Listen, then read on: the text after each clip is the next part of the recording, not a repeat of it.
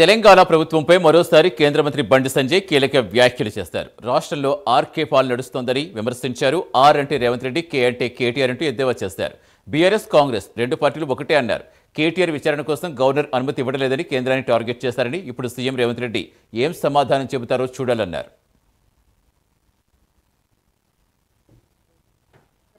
రెండు సంవత్సరాలే రాష్ట్ర ముఖ్యమంత్రి గారు ఏమన్నారు?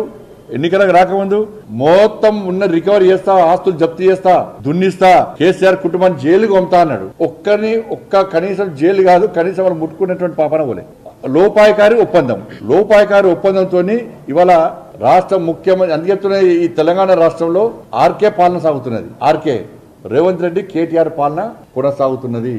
అది తప్పించుకోవడానికి మా మీద నిడతారు. అంతా కూడా ఇలా కానీ గింత అవినీతి జరిగిందని చెప్పి ఎన్నికల ముందు ఆరోపణ చేసిన రాష్ట్ర ముఖ్యమంత్రి ఏ ఒక్కదాని మీద చర్య తీసుకోకుండా ఏమంటే గవర్నర్ ఫైల్ పంపడము, గవర్నర్ పెండింగ్ ఉంది, సిబిఐ ఢిల్లీలో పెండింగ్ ఉంది. నీ చేతిలో ఫస్ట్ చేయరాదు. ఇక కేసీఆర్ బీఆర్ఎస్ గవర్నమెంట్ లో అవినీతి ఏం జరగలేదంటే ఒప్పుకుంటారు వీళ్ళందరూ.